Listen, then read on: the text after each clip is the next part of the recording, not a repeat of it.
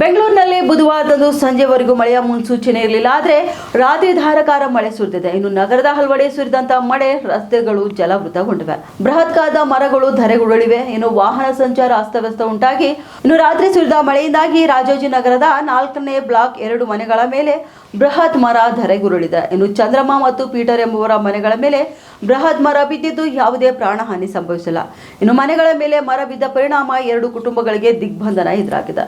ಮನೆಯಿಂದ ಹೊರಬರಲಾಗದೆ ಪರದಾಟ ನಡೆಸಿದ್ದಾರೆ. ಇನ್ನು ಮರ ಬಿದ್ದು 5 ಕಾರು, ಟಾಟಾ ಏಸ್ ವಾಹನ, 3 ರಿಂದ 4 ಬೈಕ್ಗಳು ಜಖಂಗೊಂಡಿವೆ. ಇನ್ನು ಮಧ್ಯರಾತ್ರಿ 3 ಗಂಟೆ ಸಮಯದಲ್ಲಿ ಮನೆಗಳ ಮೇಲೆ ಮರ ಬಿದ್ದಿದೆ. ಮರ ಬಿದ್ದಿದ್ರಿಂದ ಮನೆಯಿಂದ ಹೊರಗೆ ಬರಲು ಆಗಲಿಲ್ಲ.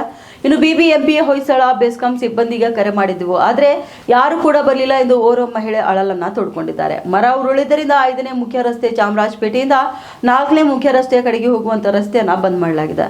ಇನ್ನು ಪ್ರಯಾಣಿಕರು ಪರ್ಯಾಯ ಮಾರ್ಗವನ್ನ ಬಳಸುವಂತೆ ಬೆಂಗಳೂರು ಸಂಚಾರ ಪೊಲೀಸರು ಕೂಡ ಸೂಚನೆಯನ್ನ ನೀಡಿದ್ದಾರೆ. ಉತ್ತರ ಕರ್ನಾಟಕ ನ್ಯೂಸ್, ಇದು ಕನ್ನಡದ ಉಸಿರು.